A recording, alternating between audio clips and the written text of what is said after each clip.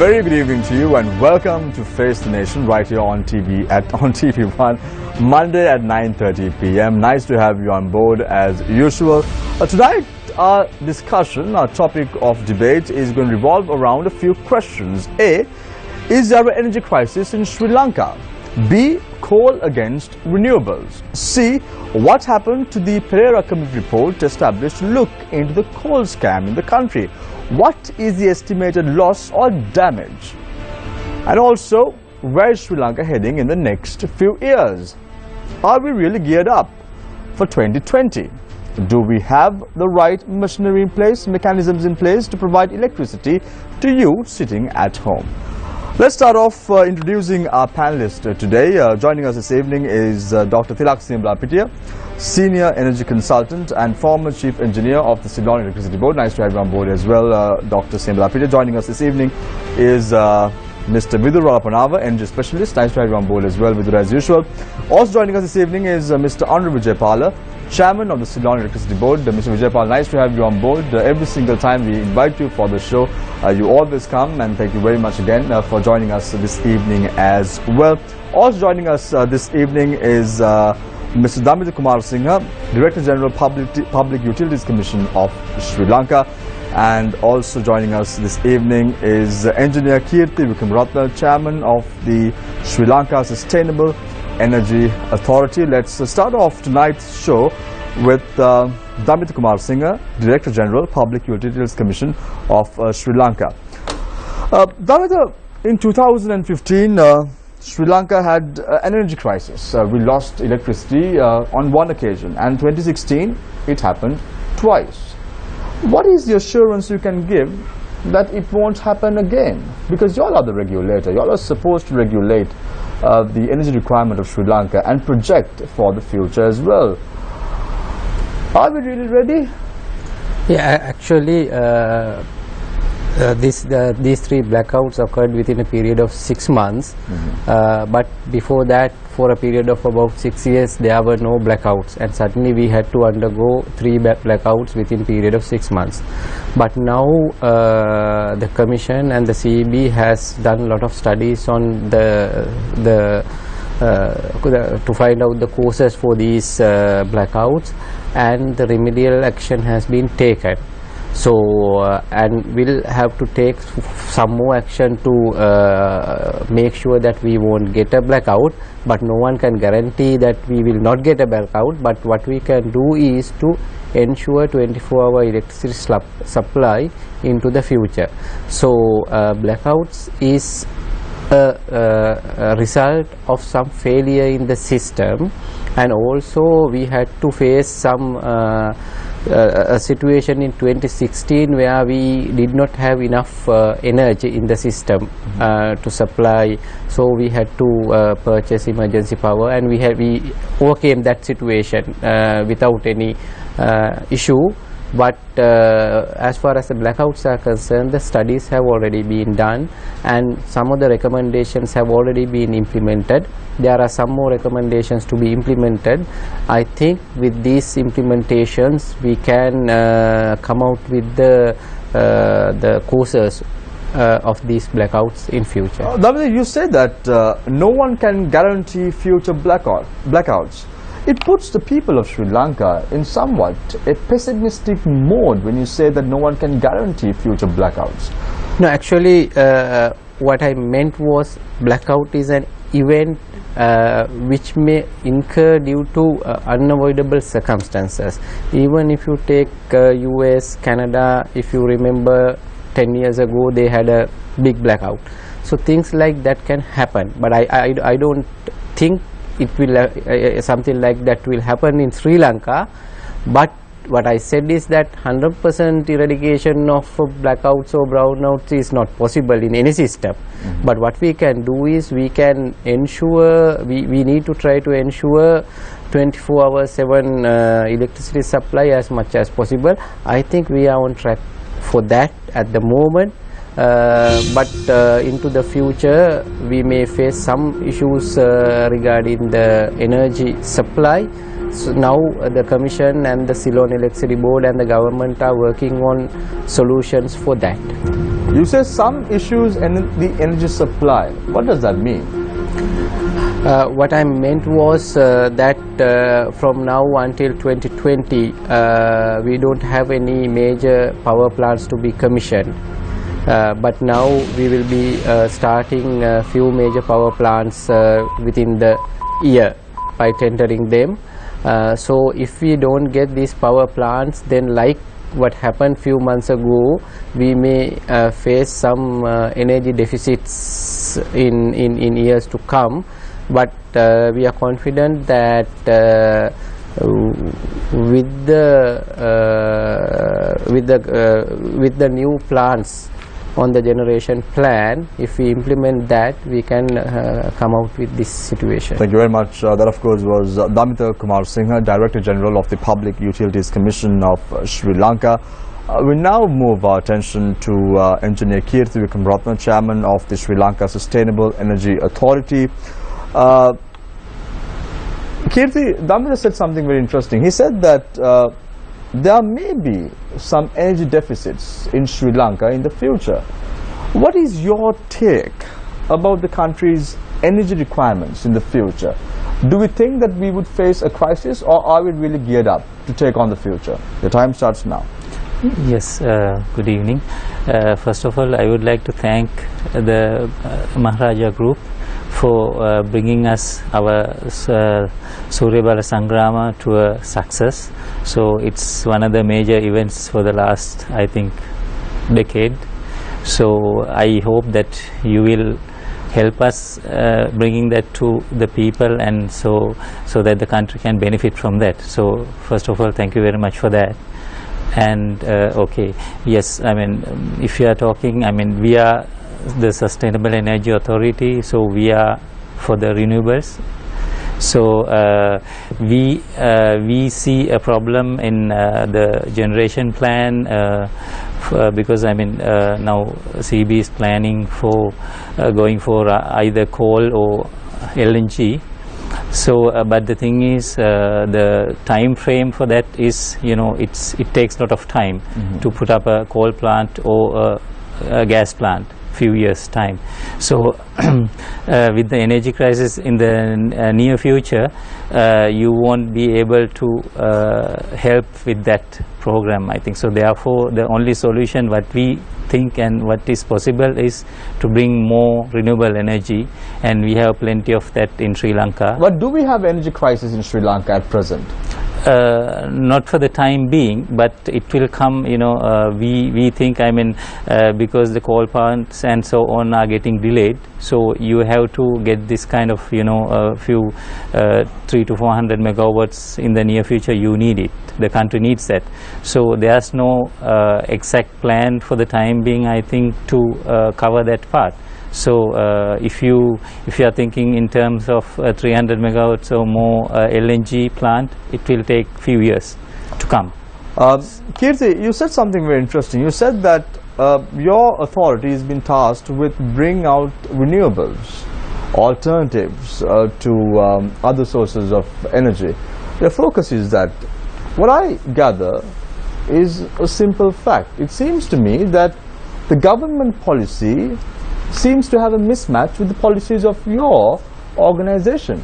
You have the Ceylon Electricity Board, you have several quarters in the government trying to push for coal, and then you have your authority who's pushing for renewables. There seems to be a mismatch. Why? No, I mean, the government is 100% for renewables. It's for sure in the President's mandate, and also from Prime Minister, his side, all are telling we have to go for renewables. The problem is not how, I mean, how fast it can be realized with technical difficulties. That's the only thing. Otherwise, I mean, we have signed the Paris Treaty, and so we have to go for it. So therefore we will go for it, and then Sustainable Energy Authority is very confident that we can go for it. So the coal power plant in Sampur is not going to be built based on what you are saying right now? I mean, I am here to talk about renewables rather, so therefore I think it's Thank you very much, Engineer Kirti Vikramratne, Chairman of the Sri Lanka Sustainable Energy Authority. I now move my attention to Dr. Tilak Sebalapitiya, Senior Energy Consultant and former Chief Engineer of the Ceylon Electricity Board.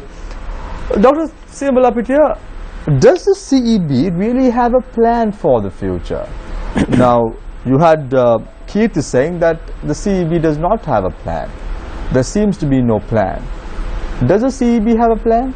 You are the former Chief Engineer of the Ceylon Electricity Board. Well, do you all have a plan?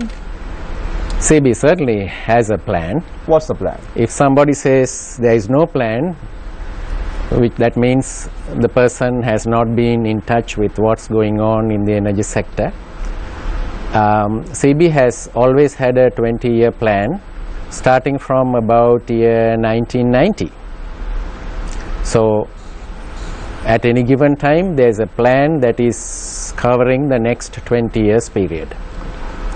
So there's absolutely no truth that there is no plan. I can bring here maybe 20-30 planning books which always cover 20 years into the future. My next question to you, Dr. Sebalapitiya, is that you have plans. Are all these plans implemented? Well, implementation is the problem because implementation involves political decisions. You asked previously the question about Sampur power plant. So if you look at the plan of say 2010, the plan would have said the Sampur power plant should be ready by 2016. Work has not even started. In fact, whatever little that was going on has been stopped. So therefore, there's no other power plant to meet that requirement.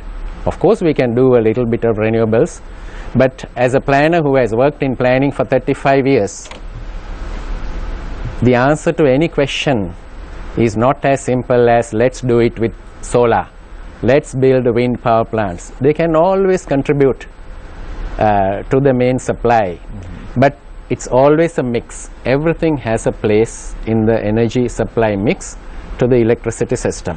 What's the point of having plans if you can't implement it?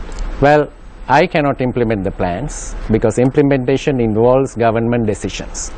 So if the governments are not making decisions, or governments are blocking the decisions, or generally indecision always leads to a capacity shortage, then short-term measures, then going for diesel power plants, and finally the complete ruining of the system. I have seen it in my career in 4 cycles, and we are now in the 4th cycle of cancellation of the plans, appointing committees, saying the engineers do not know and the plans are wrong, putting the plans in the dustbin and saying that our friends know what the solutions are, and there are so many proposals around for new power plants. Finally, absolutely nothing happens.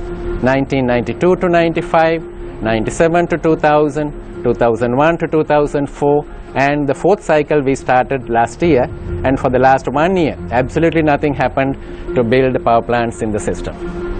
You've seen 4 cycles. Do you think that the present regime have a genuine interest to meet the future requirements of Sri Lankans? Well, if there is a genuine interest, there has to be a genuine action to implement projects that would meet the growing demand for electricity. I do not see any focused action except for various things happening here and there to build power plants and to do other activities that will be required for future power plants to meet the growing demand for electricity. Don't forget, this year the demand growth for electricity as of 31st August was 9.5%, which was the highest over the last several years. So the demand is growing, customers are asking for power, and power plants are not being built. Isn't renewables the way forward, because you can build the power plants fast, provide electricity for the people quite quickly?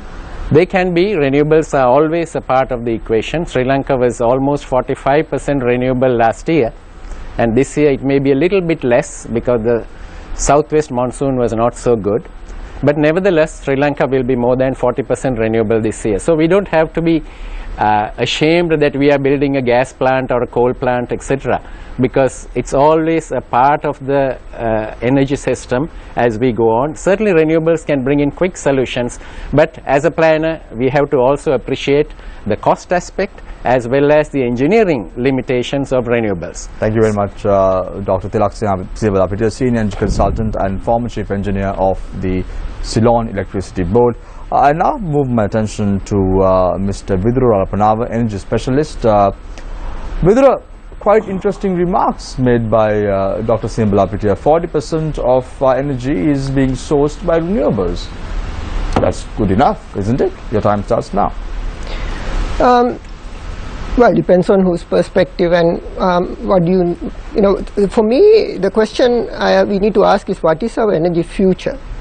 So every time I speak to a lot of people, especially in the CEB, the future that they are looking at, and that's always reflected in the generation plans, is a energy plan which is predominantly running on coal, and then a little bit of renewables, especially solar and wind, as a minor addition. So this is a particular way of looking at it. There's another way of looking at it which a lot of the countries in the world is going towards, which is a grid that is primarily driven around renewables, because that's the future that is going to come.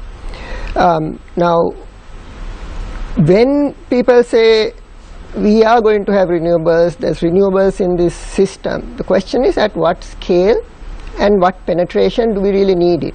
Now, I look at it from two aspects. One is from an environmental side, where renewables have a definite advantage, but also from an economic side, because we are creating a dependency right now for imported fossil fuels. And as economy, I don't think this is a good way for us to go if we create more and more dependency on imported fossil fuels. So the question I always come back to is that this is a matter of will and looking for answers on how to integrate more renewables into the grid. Right now, you know, I think there's a kind of a very interesting country to look at, and that's Costa Rica, who also started from a heavy hydro base, and they have a very clear trajectory to go for 100% renewables in their grid, right? By tapping into wind, solar, and their challenge, and their what they have looked at as a national challenge is that what are the technical problems that is hindering us from absorbing more renewable energy into our grid, and how do we solve those problems? Vidura, I need to ask a question from you. Sure. Does it really matter whether it's coal or renewables? Does it really matter to the public of Sri Lanka? Yeah. So I think so. I have a very particular concern about coal, and that's primarily stemming from two things. One is on what exactly is going on in Norochole in terms of pollution and how it's managed. I think your channel has done multiple news events, going and talking to people, looking at the issues of dust and other pollution, and there's a lot of news has been there, so it's actually a problem. Second issue is having looked at in detail the environmental impact assessment of the current proposed Sampur power plant. That's a huge environmental disaster that is waiting to happen. So there is a problem in coal that we need to pay attention to, not necessarily only from the climate change angle, but also social, environmental and economic impact, especially for people around that area and also country as a whole. So Vidura, on our first show that featured Mr. Andrew Vijaypala, CEB chairman, following the second power failure in the year 2016, Mr. Vijaypala said something very interesting. He said that no one goes to a room and switch off the lights saying that electricity is being provided through coal. It really makes sense what he says, because at the end of the day people are not really concerned about which source that they get the power from, whether it's renewables or other material. Is that a concern? Yeah, it is really a concern? it is a concern for two reasons. One is, if you go and ask this question from people in Norochole now, or people in Sampur, the answer that they are going to give is very different. Now, it's okay for you and me to sit in nice air-conditioned offices and claim, who cares? But the real problem is, as a government, as a nation, we cannot say that people either in Norochole or Sampur are disposable simply for the sake that we need to put a power switch on. And the second reason why this is a problem is that we don't need to do that. We don't need to make these people disposable, because there are multiple other options that does not pollute at the same level. And I take Dr. Tilak's point, and it is not only renewables, but there are other less polluting technologies such as natural gas that can be deployed, that also addresses some of the issues about intermittency and all of those things. That does not do this pollution and doesn't mess up people's lives. Thank you very much, Vidura Panava, energy specialist. I now move my attention to Mr. Anur Vijaypala, CEB chairman. Mr. Vijaypala, since we last met, has your position changed? Do you still think that the coal power plant in Sampur needs to be built? It doesn't matter whether it is in Sampur or anywhere, but what is required is to build power plant in this country as per the long-term generation expansion plan, which has been produced by lot of thoughts by experts in the field. So the deviations means we are deviating from the optimality. So it's up to us. We can say we pay the cost and deviate. But the CEB has prepared this will be the optimum. Is coal the way forward? Yeah, it's a mix of coal, LNG, renewables, solar, wind, everything is there. If you look at the plan, everything is there. Mr. Vijaypal, it seems that there seems to be a mismatch. I pose this question from Kirti as well. There seems to be a mismatch. Initially, the government was saying that the Sampur coal power plant will go ahead. However, later on, discussions are afoot to have LNG plant instead of a coal power plant in Sampur. And now you have the Sri Lanka Sustainable Energy Authority pushing forward the premise of getting renewables in the country. They have a campaign that is ongoing right now. Seems to me that there's a mismatch of policy. Yeah, I think there's certain uncertainty even in the people who are making different points on these things. But if you look at the government's procedure, how they are stepping on this question, now the government has appointed an expert panel to give an expert opinion on this, and depending upon the opinion, they will take action and form the government policy. So let us wait for that policy, and that may contain a mix of coal and others, or it may be without coal. We don't know. This is a committee that was appointed by the Prime Minister. That's right.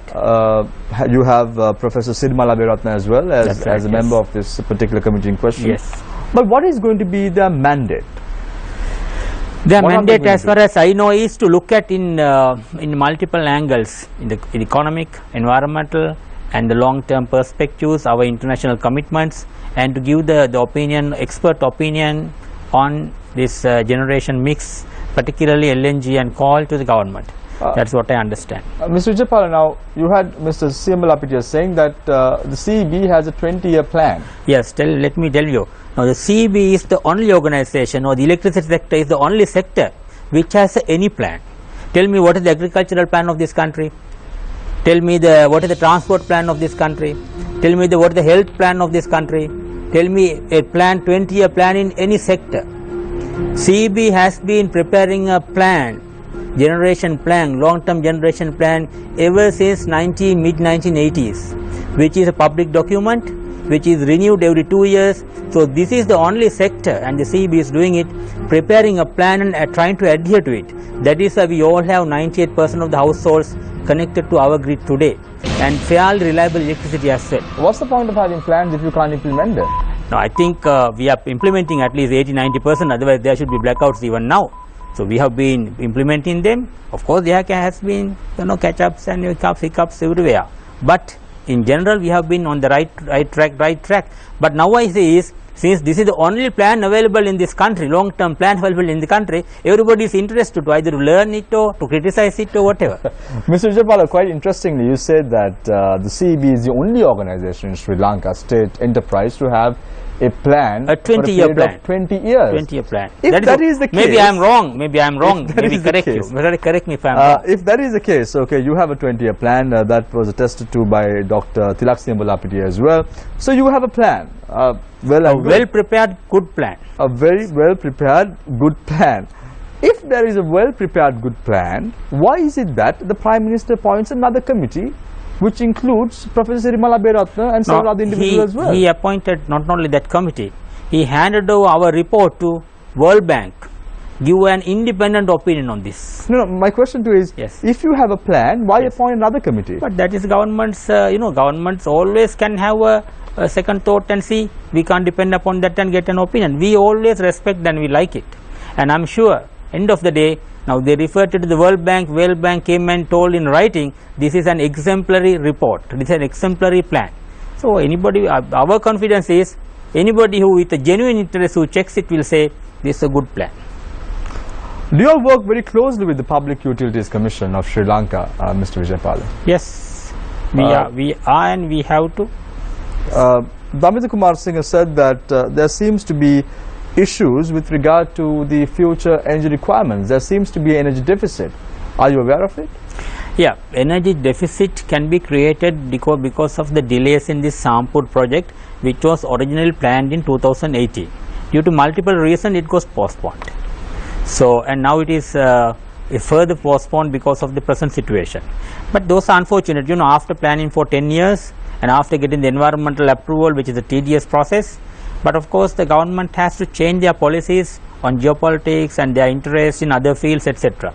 So that point we fully respect the government's decisions. But unfortunately, it comes too hard on us because these plans take a long time to plan and implement. Thank you very much, Mr. Honorable Vijaypala, Chairman of the Ceylon Electricity Board. Thank you very much for joining us this evening as well, Mr. Vijaypala, and coming on board on Face the Nation. Let me introduce our journalists this evening. On to my right is Nabil Majid, on to my immediate left is Faraz Shaukat, and on to my far left is Zulfiq Farzan. Eid Mubarak, gentlemen, to you all. How was the festival? Good. So let's start off tonight's show with Faraz. Thank you, Shamir. Vidra, I think this question's for you. So we've heard you saying all these, that the disaster that is looming. So what's the solution then? I think the solution, I see the solution, long-term solution to be renewable based, but I think we are not yet ready to go for 100% renewable path. This is my, and I think we need to bring in natural gas into this equation. And let me also answer something about the planning process. So what CB does is CB produces what's called a long-term generation expansion plan, which is what we've been talking about here, and that determines the trajectory of what power plants will come at what point of time. Now, the issue about implementability of these plans depends on how well it's thought through. And one of the criticisms that we have always raised in these plans is that we make plans looking purely at a cost element at a very narrow financial term. The challenge we've had, and why coal always comes into the picture as the almost the sole generation option for the longer term, is based on the assumptions and the numbers that the CB planning team gives into these models. I'll give you a very good example why this is a problem. If you look at the last generation plan that was presented to the public, it specifically overstates the cost of generating electricity out of natural gas. Right? If you look at the plan, it uses natural gas cost of something around $13.65 per unit, MMBTU. Now, what is the current market price? If you go to Platts, which is the Singapore-based commodities exchange, it's $7.40. If you look at India and Pakistan, both have 15-year fixed price LNG contracts with Qatar. At what price? 650. That's the pricing.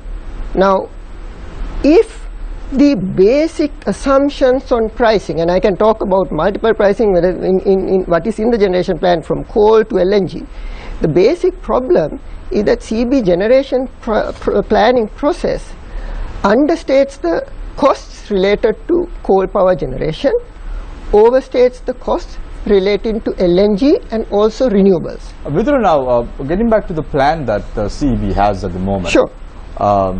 So you had a plan for 20 years. Why not raise your voice then? Why not raise your voice now? So let me tell you. So the last planning cycle, the plan was released in, I believe it was early this year, right? And the Public Utilities Commission had a public hearing, and we have raised all of these issues at that process. And what happened to that plan, based on the issues, concerns raised by the public Utilities Commission, and you can ask Damit about the process, basically wanted CB to give number of clarifications and said they will not approve it until these clarifications are given. Now, the plan that was before that, which was 2 years ago, 2 years before that, was also put to public comments by the PUCSL, and we have given written comments to that process as well. Now, unfortunately, what has happened throughout the process is that none of the comments, none of the substantive comments that were raised, or rather very few of them, were actually addressed in the subsequent plans. Damita, now you have a plan, the CEB has a plan at the moment. Have you all recommended and given your conclusions to CEB on this plan? Yes, actually the plan that is being talked about is 2015-2034 plan, which was open for public consultation in late 2015, and in December 2015 the Commission has expressed the concerns of the Commission to CEB, and emanated from the... What were your concerns, if I may ask? There were few issues. One is the environmental costing, then the LNG scenarios. The Commission required few LNG scenarios to be done, and then demand side management to be incorporated, and do more studies on that, and also on... So what was the response from the CEB on this?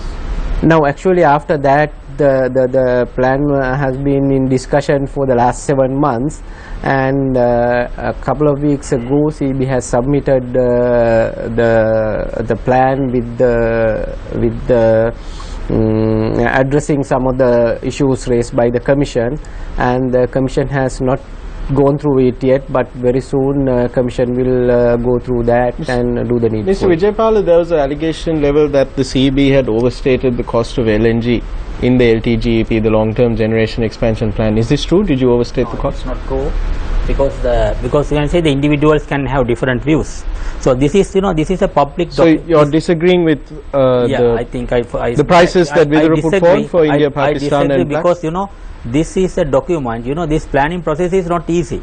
No, you can make a plan and implement it if you are let for that. But this planning process is. But I'm asking specifically about the LNG cost. Yeah, LNG cost is. So it's not overstated. That is the cost. It is not overstated. The American market price is 40% less than the natural gas prices in Europe, and it is 40% less than the prices in LNG prices in Japan. So this all depend upon the quantum you buy.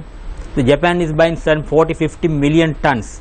So we need about 2 million tons. So this quantum, the route, your affiliations, all these will decide the prices. So can I answer to that? Spot market price in flats, you can go and check on the web, is 740, right? I mean, you can search on, the price that Pakistan and India signed with Qatar is public. So what is the difference between 650 and 740 and 1365? Now this gentleman, let me answer. You buy 1 kilo of tea, and you buy 50 kilo of tea, is that the same price? Spot market price, everybody should know what a spot market price is. That's not quantum dependent. We buy spot market price coal, right? We don't say we need 3 years of coal on a spot market price. So let's be very clear about what a spot market It price depends upon is. the parcel size. So we can go on that, but are you? I think the common men understand, you know. Common if men you buy a under- big quantity, it is cheaper. If you buy a small quantity, it is anywhere. You buy a cloth or rice or But the vegetables or argument- whatever the price, the same applies Wholesale everywhere. and retail. So I'm going to give two responses to that. Can you tell me which commodity where the wholesale price is double that of the retail? That's number one question. Number two is this gentleman mentioned that World Bank gave a stunning approval of the long-term generation plan. What did the World Bank use in their own calculation of LNG? What are the price? Did they use 1365? Did they use a lower number? I think you can say the I CB can- is wrong, World Bank I is can- wrong, government is so wrong. I'm- I am correct. I'm say- That's not a correct approach, probably. No, but there is a problem when there is such a big variation in prices, right? So if the whole idea of this planning process is for us to get to a good position in terms of understanding what are the generation costs, if there is so much disparity in the current market prices and the CBO, at least there are concerns about the pricing. I don't think Dr. we should be Siamalapati, worried about, I don't think we should be going out and saying, you know, this planning process is fantastic, it's giving to a good outcome. Second issue, I think, coming back to planning process is that we need to look at what is the implementability of the plan, right? And that is where this whole Sampur problem is always coming. Dr. Siamalapati, are you in agreement with Vidura's thoughts about the LNG being overpriced? The question of coal versus LNG keeps coming back every now and then. Of course, if we looked at the price comparisons 10 years ago, LNG was even more expensive than diesel. But what And about the price comparisons now, Dr. Singh? Right You're a senior now, energy consultant. If you look at it certainly- right now, is the 1365 that's been stated in the LTGEP plan, is that the correct figure, or are the figures that Vidura has been talking about, are those the correct figures? I would not What should be comment- should we be going, as Mr. Vijaypal has said, with the parcel price as opposed to the spot prices? How do we look at this? I would not be commenting on specific numbers, but what we have to be concerned is that when we prepare a long-term plan, we have to look at the ongoing contracts with other countries, contracts that were signed a long time ago, and what are their prices, and also whether the prices are going to be linked to oil prices, which fortunately are very low right now. So we may be looking at an equation which has a factor related to the oil price. Then some of these published prices may be ex Qatar, so don't forget we will have to transport it here and store it here, regasify it here. So 1380 may be the all-inclusive price when it comes out of the terminal. So therefore we have to be very cautious, and it's better if a gas industry expert looks at these numbers and makes a determination as to what a small country like Sri Lanka would use. Perhaps we need to know. We are always thinking of very large gas terminals in Sri Lanka. In fact, I read in the papers that there are 4 proposals for gas terminals. Dr. Siamal, what's your projection for energy demand in Sri Lanka? Come 2034 is the year for the long-term generation expansion plan. Let's do it for electricity. We are talking about electricity. Energy is a much bigger. Sorry, electricity, much bigger. specifically So let's say electricity. So certainly we see a faster growth in the household consumption and the commercial sector consumption in the recent past. So therefore, I would not say that we will grow at 9.5% that we have seen in the first 8 months of this year, but most likely we will record growths of the order of about 8% for a couple of years until we catch up the lost time perhaps over the early part of this decade. When you factor in, for example, a few weeks ago we had gentlemen who were involved, public officials who were involved in the megapolis development project. Now that's a major, massive scale project. When you factor that in as well, what is our energy demand? Has the PUCSL or the CEB been in consultation with the Ministry of Megapolis development regarding what the energy demand is going to be once that project comes into play, and will we be able to meet that demand through just renewables alone? Planning process begins with a good demand forecast, and a forecast is a forecast, and finally you will be proven wrong. That's why forecasters are not people who are favored by anybody, including weather forecasters. But they are doing a very difficult job, and all what they could do is to do a couple of scenarios.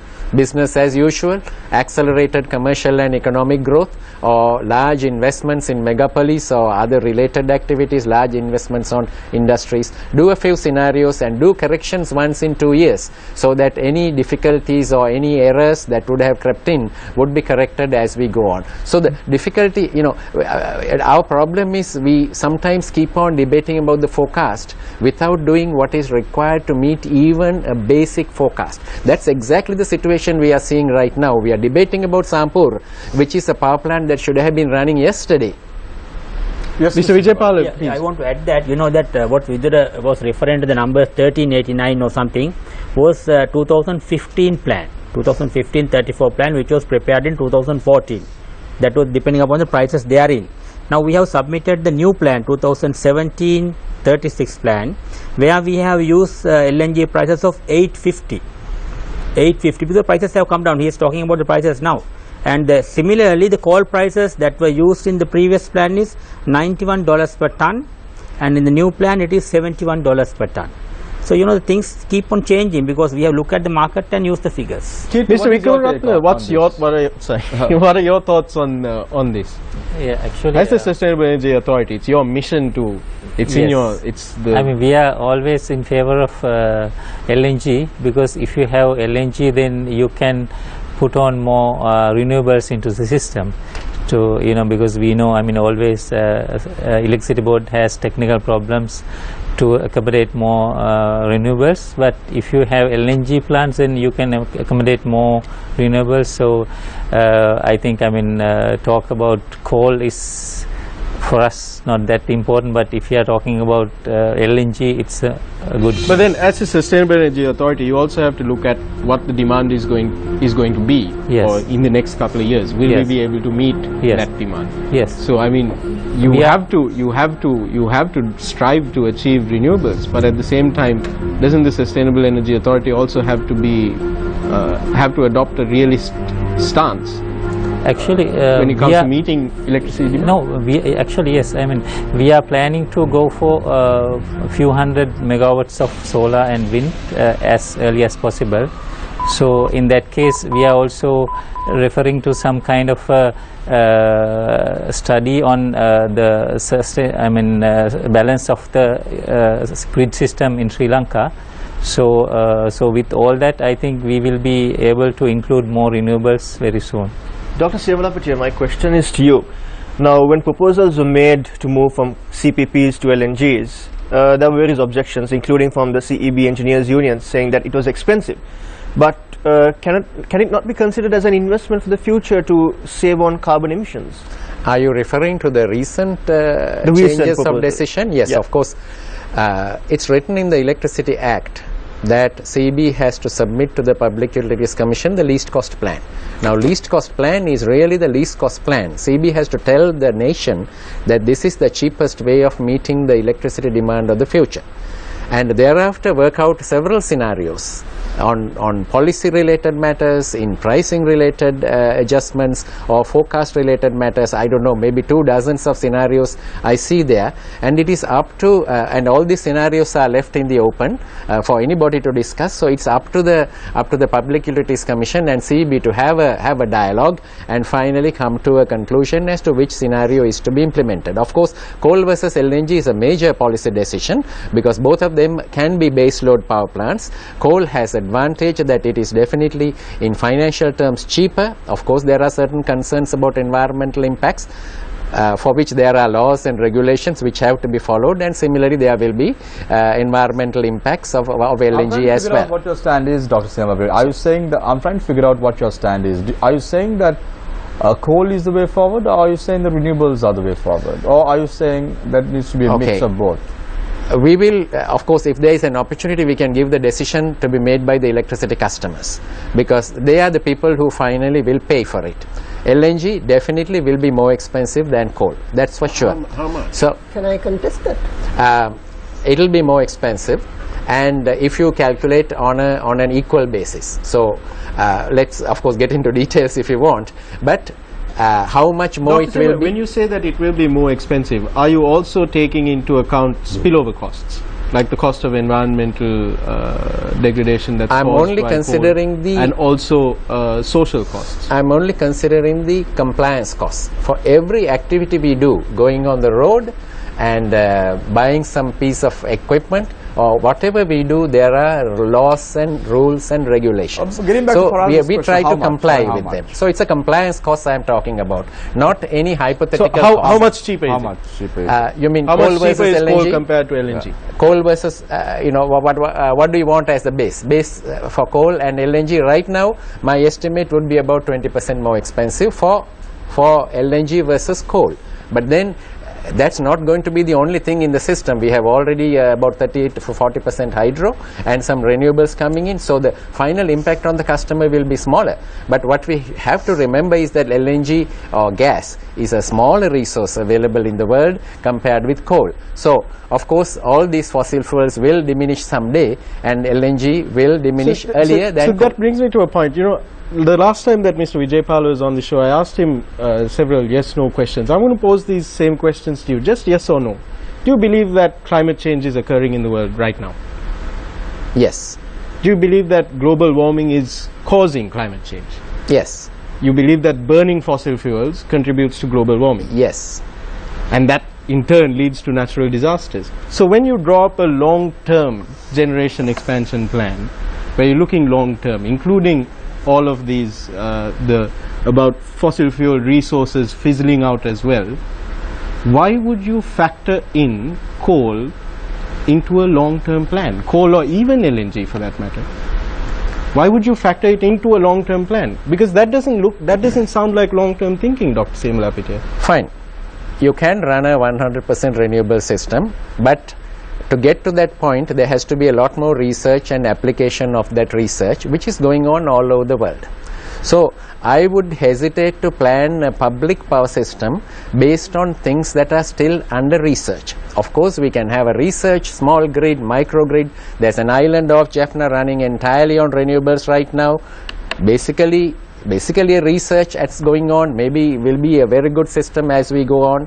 One of the universities in the country will have a renewable energy microgrid serving one building. So research is going on here and elsewhere. But finally, when the issues of intermittency of renewables has still not been fully resolved, so I would hesitate to plan a 100% renewable energy system with those limitations, because finally we have to give the people a reliable power system. So for now, renewables will be working together with the fossils until the world resolves all these operational problems and of course the cost problems. Then finally, yes, very quickly. I would say that Sri Lanka should go out of the fossil fuel together with the rest of the world. If we try to do it ahead of the world, we will be throttling our own economic and social development. So let's do it together with the world. Vidura, before going for a short break, are you in agreement with Dr. Semalapitiya? So in agreement in the sense the that final thoughts that he made about That we have to go together with the world, we should not be moving yeah, ahead but of the issue is this: we can go together with the world, but we don't need to be the strugglers at the end. And this is the question that we need to ask now. Where are we now? Are we going with the rest of the world, or are we becoming the stragglers Thank you at very the much, back? Vidura, for your thoughts on the second round as well. We now go in for a short commercial break. After the commercial break, we'll be talking about the coal scam. Who are we getting coal from now? After the Supreme Court ruling. All this and more after the short commercial break. Stay connected. Stay with Face the Nation.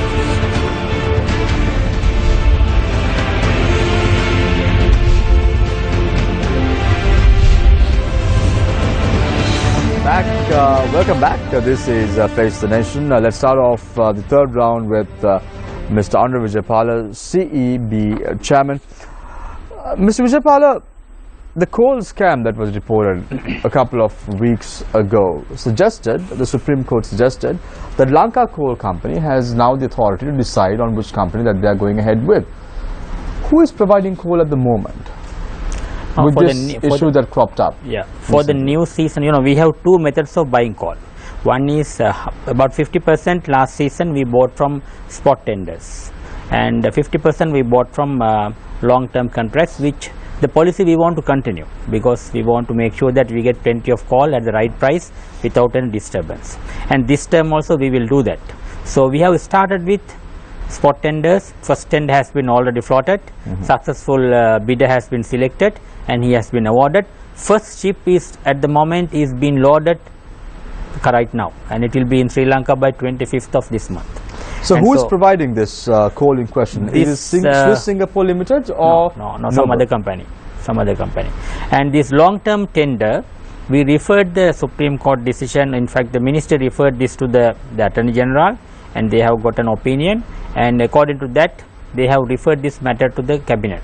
So the Cabinet will give a decision on this, how to proceed, whether to go ahead with the same supplier, considering the contractual obligations and the repercussions if we break the contract.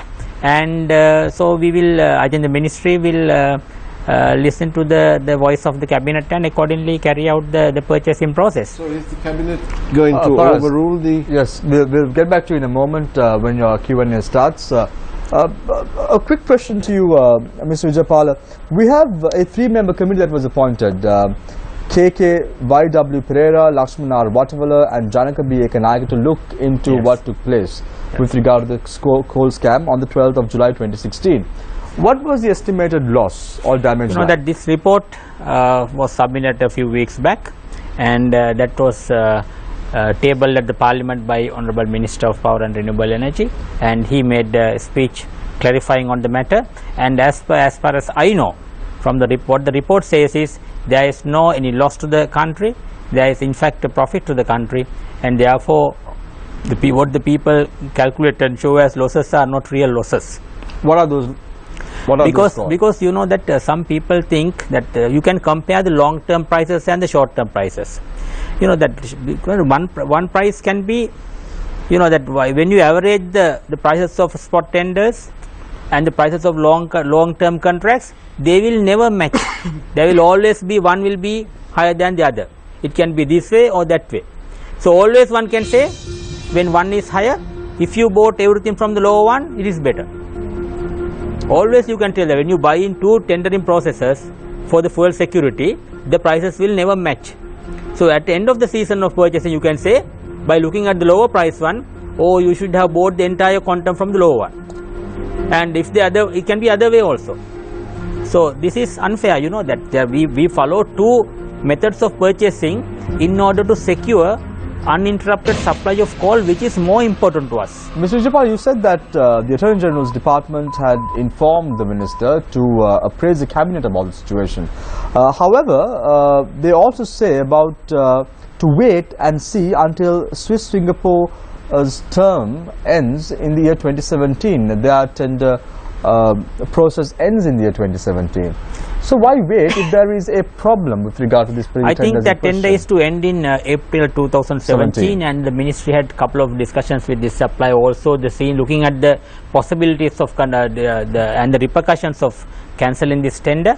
And I think they have forwarded all this information to the Cabinet, so that the Cabinet will have a fair judgment on this. So who is providing coal right now? From spot tenders, from the recent suppliers. They are not any of the parties that we talked about, the petitioners or the other parties. They are some new parties. I think I should not disclose all these names here probably. They are neither the petitioner nor the supplier who was there. Thank you very much, Mr. Honorable Vijaypala, CEB Chairman. I now move my attention to Mr. Damiti Kumar Singh, Director General of the Public Utilities Commission of Sri Lanka. With all this taking place over the last few weeks about coal, scams, losses incurring into millions of rupees, are you not concerned about the energy requirement of Sri Lanka in the next few months, next few years, Damita? Because you are the regulator. You are supposed to provide an uninterrupted power supply to the public of Sri Lanka. The onus is on you. Yes, actually we are very concerned about the energy supply. Now, if we gather the what every one of us has spoken, now the big debate in media and everywhere is on whether coal is cheap or LNG is cheap.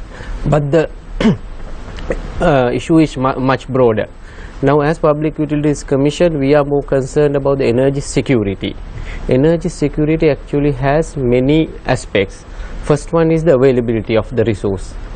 Second one is the affordability. Now we are debating the affordability issue, whether renewable is cheap, whether LNG is cheap, whether coal is cheap. But there are some other issues like accessibility. Accessibility geopolitically, accessibility geographically, accessibility financially. If you remember some time back when sanctions were imposed on Iran, we had some issues in importing oil. When Indonesia decided not to export coal in 2011, we had some issues in getting coal. So accessibility is a real issue, and also in terms of foreign currency, the accessibility is a real issue, and technological accessibility is also an issue. That's what I think Dr. Siambalati was talking about regarding renewables. And the fourth one is the acceptability. Now, what we are talking in Sampur is a classic acceptability issue. So if we only discuss or talk about the affordability issue, we will end up in an energy security crisis. What is your core responsibility, Damita? Your core responsibility is to provide power to people of Sri Lanka for the lowest cost. Yes. When there are issues like this taking place relating to buying coal, and there is a crisis, there is a scam, you cannot provide electricity for a low price. Are you not concerned about all this? No, actually in our scope, you spoke about availability and affordability at the end of the day. Yeah. I'm talking about the coal scam that took place. No, actually coal purchasing is not regulated by the Public Utilities Commission. But at the end of the day, you have to ensure that the people get the right price. People will get the right price because the pricing will be done on the efficient procurement basis. So whatever happens beyond that will not be passed on to the consumers for sure. So only the efficient costing of CEB and LECO will be taken into account in determination of tariffs. So in that sense we can guarantee that additional cost, I don't know what has happened there, or we are not interested in that, will be passed on to the people. So it will be the efficient cost only will be passed on to the people. Thank you very much, Damita Kumar Singh, Director General of the Public Utilities Commission of Sri Lanka. We are now in conversation with Engineer Kirti Wickramaratne, Chairman of the Sri Lanka Sustainable Energy Authority. Kirti, corruption at the CEB, corruption taking place with regard to the coal tenders in Sri Lanka. How concerned are you as an individual who is in the energy sector right now? To be frank, I don't know about that scandal at CEB.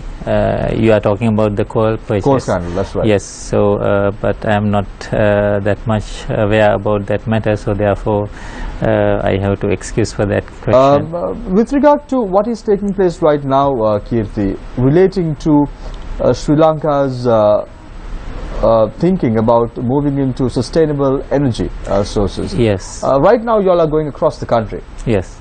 Saying that solar is the way forward. Yes. My question to you is, how successful is this effort going to be? It's very costly, not a layman can afford it. No. How do you all plan to push this forward? Okay, first of all, I have to tell you, you know how serious this issue is.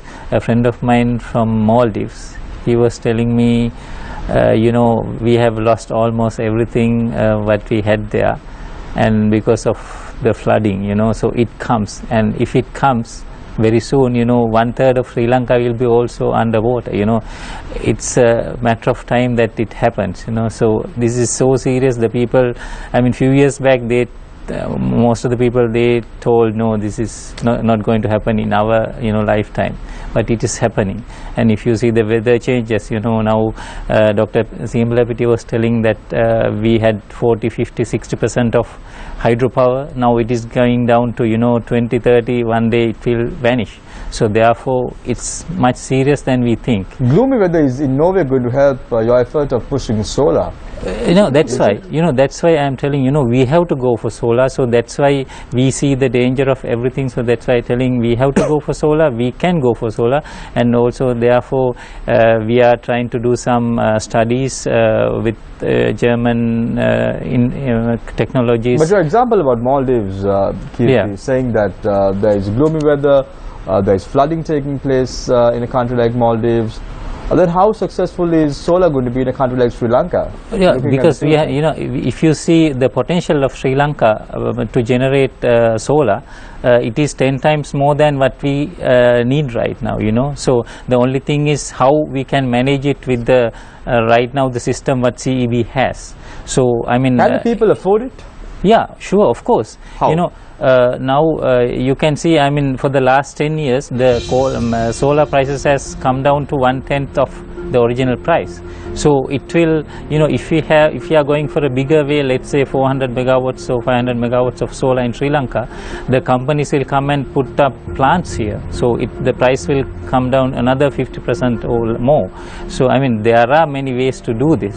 So the only thing is the willingness of accepting that and to accommodate that. So we are thinking always it can be done. Having solar panels in a household, how is this going to now we are arranging also loans. The banks are really interested in helping the people, and also some big companies, they are telling they would like to come in big ways to Sri Lanka to, you know, bring more panels, and then in that way we think that at least 1 million households can be equipped with solar panels. So which means at the end, you know, otherwise you are importing so much of coal to Sri Lanka. A household that consumes approximately around 120 units, how much must they spend to get a solar panel? That is for 120 units means only 1 kilowatt unit plant, you know, one plant. So that is about 170,000 rupees right now. So but if you are going in a bigger way, it will come down to 130,000 rupees, like, you know. So it is really affordable. And then you can, with the calculations that we have done right now, after, you know, when you buy it at the normal commercial interest rate, you will have also a small margin of win after paying everything, you know, for the banks and so on. So I'm trying to say, Kirti, that a solar panel is only 170,000 bucks, and that's it? Yes, that I mean, right now it's around 175 to 225,000 in that range. But that's a 1 kilowatt panel. 1 kilowatt unit. So for you are talking about 120 units, I mean kilowatt hours. So that can accommodate that with our radiation here.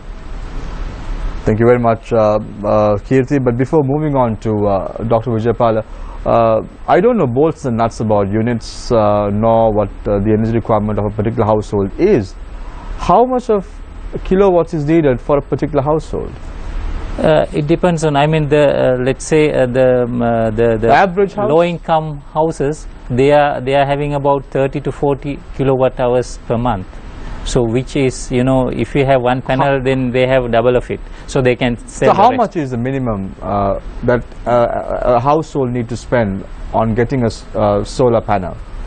Yeah, it's 100 for 1 kilowatt unit. It's about 170. But you say that there are 30 megawatt hours or kilowatt hours. Kilowatt hours, that is a normal consumption for a normal, you know, the low income house.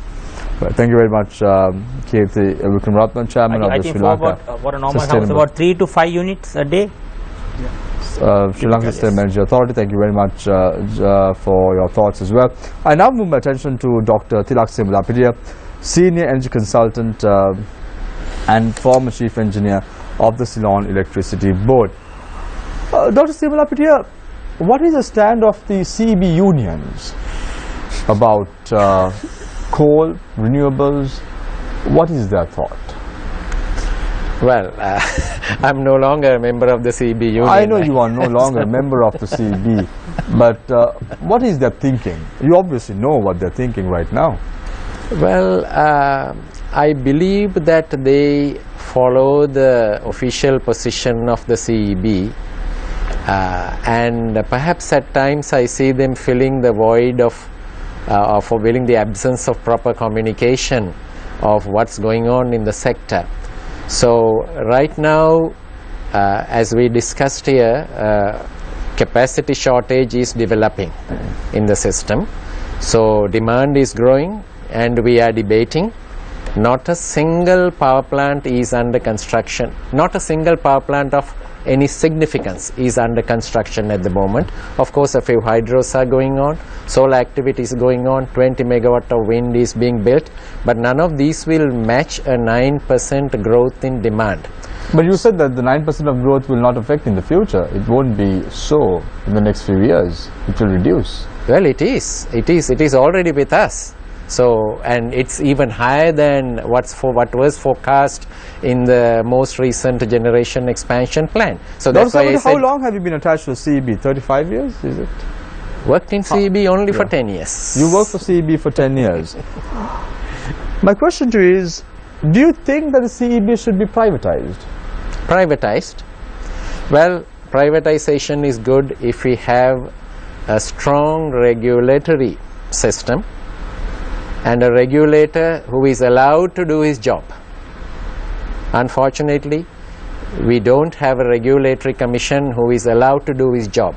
If he's allowed to do his job, today your electricity will be 1 rupees 50 cents more than what it is, because he calculated the cost of supply this year to be 18 rupees 27.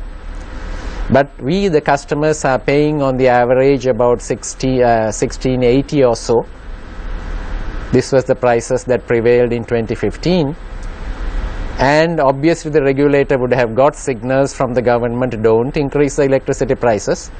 So therefore, obviously, CEB does not have enough money for certain expenses, and they are borrowing for short-term requirements, because I see that the short-term debt repayment component that is published by PUC is going up year by year. So overdrafts are financing the unwillingness of the government to allow the regulator to do his job by increasing the electricity prices. So therefore, we have a regulatory system thanks to the 2009 Electricity Act. We have a regulatory system. We have much better information than what we had before. We have costing available. We have a breakup of the costs. So if you want to find out how much the coal-fired power plant operated yesterday, you can go to the regulator's web and find it out. 10 years ago it was not available. It would be available 2 years later and nobody would be interested in that. So in terms of information, yes, but in terms of effective regulation, we have a lot more to do before we even think of privatizing. Mr. Anu Vijayapal said about the World Bank giving stars for the report, the projection or the forecast made by the Ceylon Electricity Board in the next 20 years. When I was reading a recent report, it says very clearly that the World Bank did not even take into account the human lives in Sri Lanka. Why is that, Dr. Siamala Pitya? Well, they have not put any value to human lives in Sri Lanka. They've said that taking into account the GDP of the particular country concerned, like Sri Lanka, human lives are not that important or not that significant, something to that effect. I cannot remember the exact reading of the particular report in question. But why? I've not seen that report, but I can imagine what you are referring to. I think what you are referring to, that the environmental costs or the cost of, let us say, cost of human life is proportional to the GDP of the country. So that's the assumption that they have made. Whether I agree with you is a different question, because as I said, I would prefer to consider compliance costs rather than debate on the cost of a human life and whether it is more expensive in US than here or whatever, as we do in all other activities in our society, in our day-to-day life, in our business, we ensure that we comply with the laws and regulations. Rather than when we get onto the road, if we try to value our life, perhaps we will not get onto the road. Thank you very much, Dr. Tilak Simalapitia. Very interesting thought, Vidura, that Dr. Simalapitia said that if we try to value our lives, then we will never be able to go on the roads as well. Then why did the World Bank do it? Your time starts now. I expected a better reply from Dr. Simalapitia, because CB's generation plan methodology is not around financial cost. It's around economic cost. Now, the general methodology of calculating economic cost is to value the externalities and bring it into the financial cost. So what that means is, irrespective of whether you are compliant to local laws or not, if there is certain amount of pollution that is happening out of a power plant, you need to value the impact of that, you need to cost the impact of that pollution and make that part of generation cost from that. The reason is, while the power consumer may not pay that cost, somebody in the community is paying it. As we can currently see, people in Noracholi is paying it very, very heavily. So, so as a nation, when we do planning, we have to look at what is the economic cost. Now, what does CB do currently in the long-term generation planning process? They have a value for coal power generation, 0.1 euro cents per kilowatt hour per unit generated. Now, how did this number come from? This number came from a study that was done in 2009. The same World Bank consultant that we are talking about was involved in this, as well as some of the Sri Lankan companies, including energy consulting companies. But not a single environmentalist or social scientist was there. That was quite interesting. And the report was called Environmental Costs of Power Generation Options. It was done purely by economists, not a single environmentalist was there. And the methodology basically said is that people are going to die because of coal power pollution.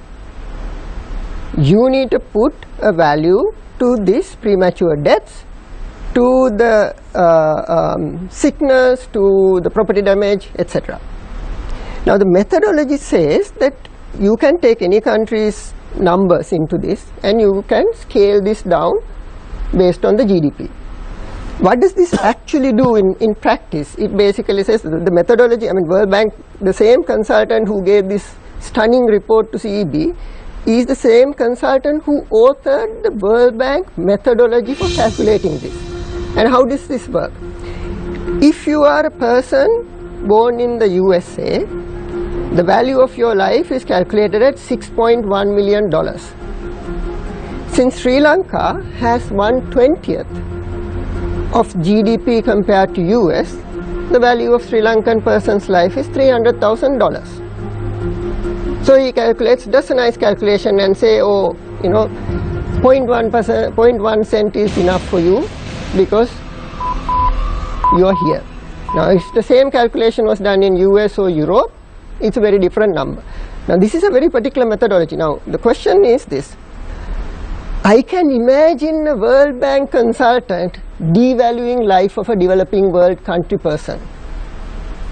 I can't figure out why CEB and the Sri Lankans also do it in the same methodology. And just one more point. Yes. This is not a universal method. Let's put the question to Mr. Vijaypala and then listen to you as well sure. in a minute, Vidra. Why did the CEB do it? Valuing human lives. You know that this, when the generation expansion is prepared, we look in all these angles and give the weightage to the environmental aspects as well.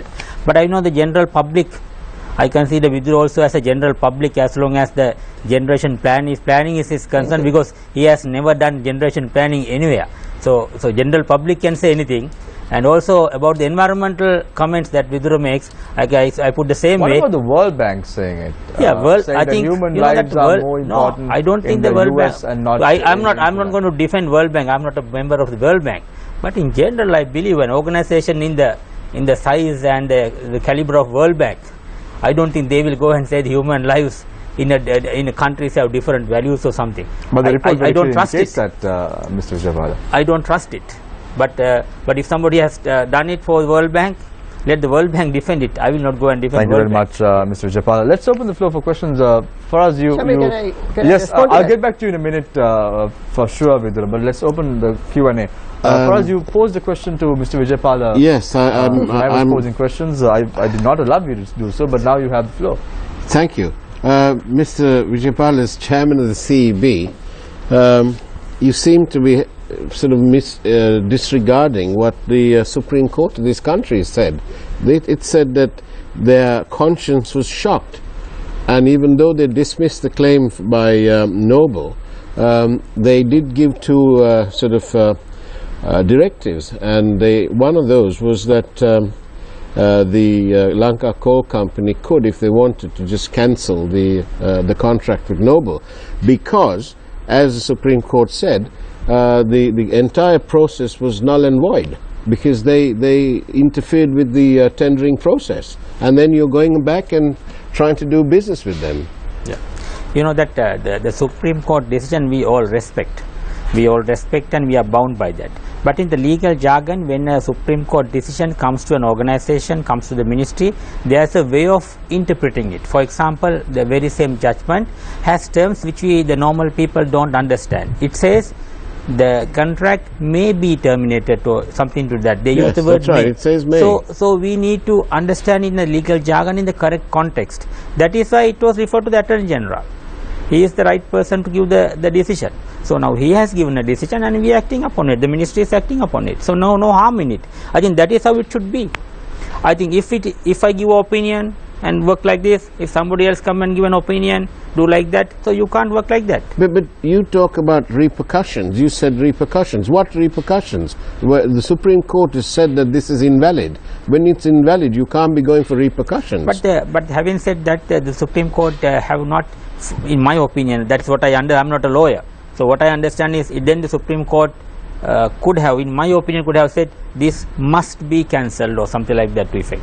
But maybe Supreme Court took into decision the consideration, the importance of uninterrupted supply of coal to the country and the contractual obligations of the present contracts, and then to do it in the best interest for the country. If they don't pay the contractor, there's not going to be a power cut, because you can always go to the spot market, as you're saying. Yeah, but you can't do everything from the spot market, because spot markets, you depend upon a few members coming in on short notice.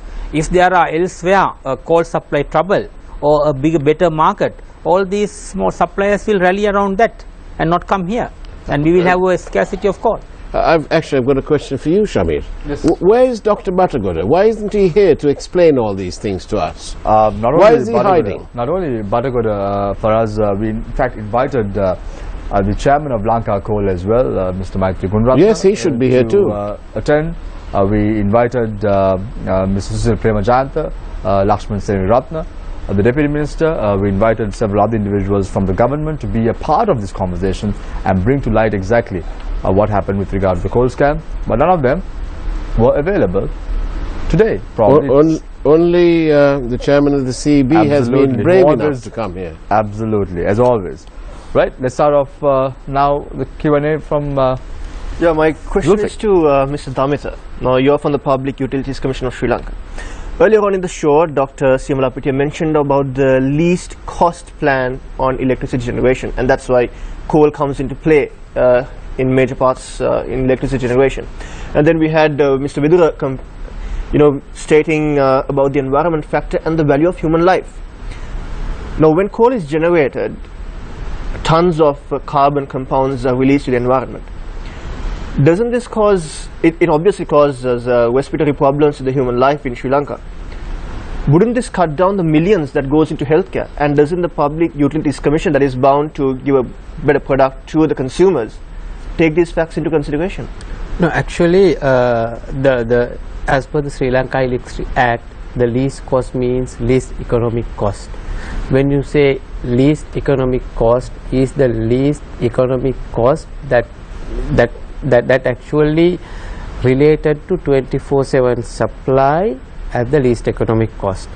So that's why in the 2015-2034 generation plan also Commission has directed CEB to relook at the values of the environmental and other externality costs. So CEB has already now looked into that and resubmitted the plan. So Commission is very concerned, number one, on the externality cost.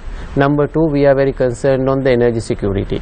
Now what we right now have, we are debating is an energy security issue where the acceptability is being questioned, the availability being questioned, and the accessibility is being questioned here.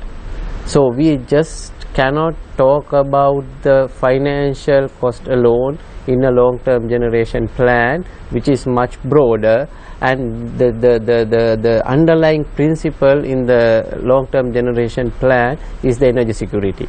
So that is so just talking about the financial cost only will not lead us anywhere, and it will only lead us towards an energy scarce situation.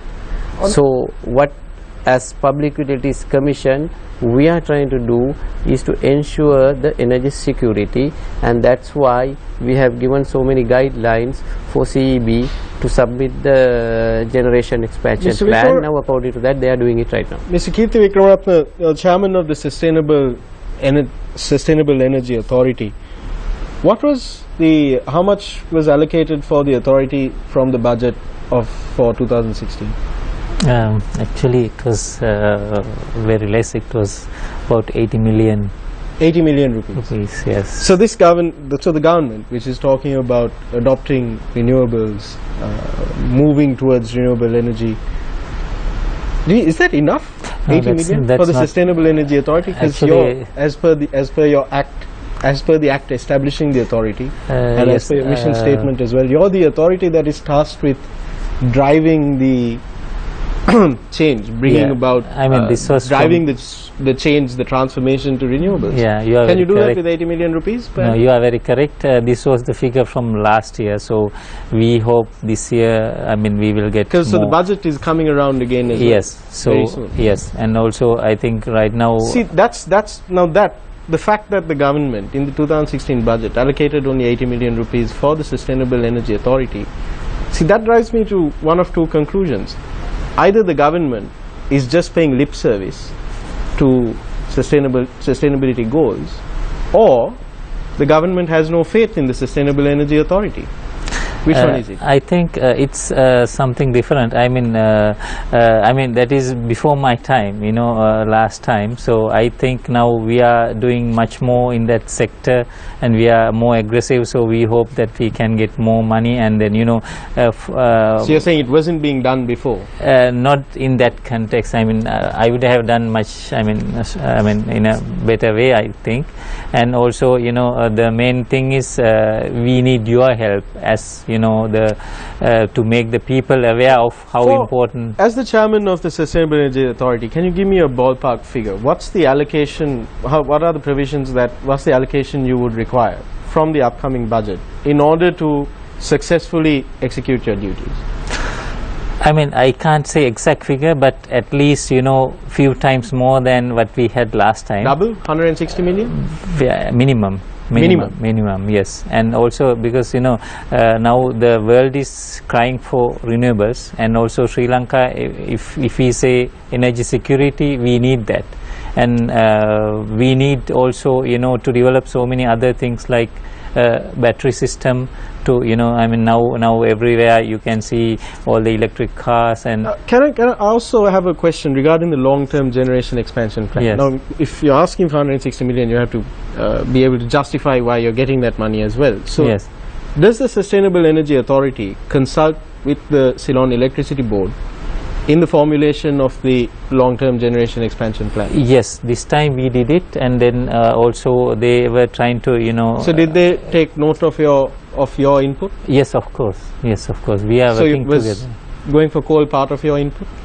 Not, I mean, okay, that's why I said we prefer LNG, because then we can accommodate more renewables, because it can act fast, and you know there are some technicalities into that matter. Mr. Vikramatne, you said this time you did. So in previous LTGEPs, the Sustainable Energy Authority has not been consulted. I don't know how it Mr. happened last time. Maybe has- Mr. Vijaypal do you- knows that. is it a priority for the CEB to consult with the Sustainable Energy Authority when you're drawing up the long term? The Sustainable Energy Authority, now when we prepare the long-term generation expansion plan, we consult many people, among them various agencies in our ministry. For example, Sustainable Energy Authority. But there's an authority that has been established. Yes, they by all an are in the act of same Parliament. ministry. Same ministry. So we Whose all mission? sit together. We all sit together and discuss this matter. So in different meetings in the ministry with the chairmanship of one of the ministers. So we discuss it many times and get their input. Not only that, we invite the PUCSL. So they also So participate in some do you of these believe meetings. that the current long-term generation expansion plan up to 2036, does it reflect the input of the Sustainable Yes. Energy Authority as well? Yes. Do you think that the Sustainable Especially Energy now Authority we is give thoughtful now about we it? don't ask them whether how much coal we have and what is their response to that. We ask them two points. One is the renewable energy development, their calculations, projections and the resource availability in this country all are prepared by them.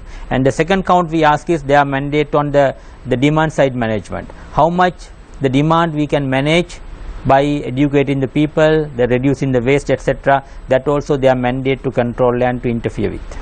Mr. Kumar Singh, I have a quick question for you. Dr. Siyambalapitiya alleged earlier that we don't have a regulator who's functioning properly. Do you agree? If you were functioning properly, would you increase the prices of electricity? No, actually, if you look at what happened over the last 6 years, now public utilities came into regulatory purview of electricity sector in 2009, and actually the tariff methodology was set up in 2010. Now we are in 2016. If you look at where CB and the sector was in 2010 and where it is right now financially, you will see the difference. You should understand that when a sector which is subsidized about 40% was given, it is very difficult to Do you think that make it electricity profitable prices will overnight. be- So within about 5 to 6 years, we are almost there. If you can check it with the chairman CEB. Do you agree with Dr. Siyambalapitiya that the prices currently need to be increased to about, I think you said 18 rupees? Yes, Just over 18 rupees per- 27 is the calculated 18 rupees average cost 27 of cents supply. per unit.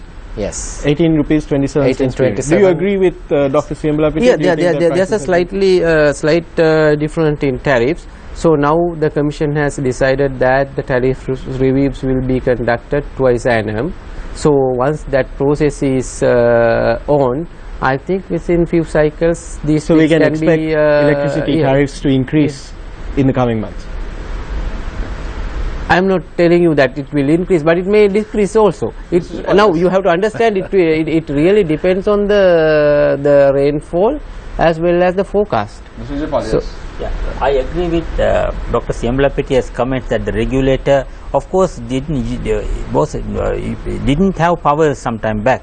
I as the acting chairman some 3-4 years back, I was sitting with a government officer, high officer, and he took a calculator and calculated the tariff for the next announcement and asked me to write down what are the tariff blocks and tariffs, and then I note down and then said send it to the chairman of the commission to read out to the public.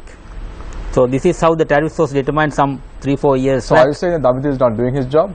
No, not him. You're saying Oh, it's being done now. So that was how it was done. So I have my first-hand experience on So that, and I can but what stand about it. now? Now, what about But now? now it is not so. This is good governance. Government, I am sure that the commission is more empowered, and so we have little more difficulty. You know. So you don't write notes anymore. Huh? So you don't write notes and anymore. give I it to don't. the No, not PUCSL me. Somebody higher in authority gave it to me and said, okay, send it to the commission as well. So you don't send notes anymore. No, I never did it. As well. Yeah. Dr. Tilak Siyambalapitiya, why is India pushing for the coal power plant in Sampur so much? Is it because of the genuine interest towards Sri Lanka, or is it because of geopolitical reasons? What is your take on this? Probably many of those. Many of what? This project Geopolitical came up. reasons or Now, if you genuine ask CB why you went to Sampur, perhaps there was another government so many years before who compelled CB to go to Sampur. Why can't we scrap plans and have an LNG plant instead in Sampur? It's like Why this. are we always going for something that is once being a project detested or opposed by majority of Sri So, Lankans? would you prefer electric utility to start working on a site largely because of compulsion by one government, work on the site and the project and the contracts for about 4 years, and the government changes and the power plant is required in yet another 4 years, and the new government says change the fuel? It's not as easy as flicking a light switch. It's a completely new study, new environmental approval, perhaps a new partner company, and these are large projects. So perhaps the viewers cannot even visualize what these numbers are. We are talking about a $600 to $700 million project. So 700 million into 145 rupees per dollar is the size of the project. So just imagine if you were planning to build a house in a particular block of land. You work on the plans and designs and approvals for 1 year, and if suddenly you decide not to build a house in that plot, you want to move to another plot. Now you're talking about perhaps a 20 million rupee house. Moving to another plot is a clean 2-year delay. What would you imagine about a power plant?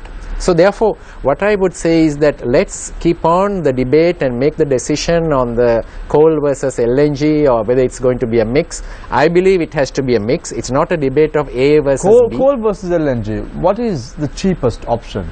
Be honest, Dr. Siamalapatia, what is the cheapest option? Cheapest option is coal, and that's why India is going for large amounts of coal for their own requirements, and at the same time going for LNG as well as their own gas, and going for solar and wind as well. Right. So it's With always a mix. Coal is the cheapest option. It's always a mix. That's precisely why both India and China and even Japan keep coal in focus still, and India and Japan is always 50%, more than 50% from coal.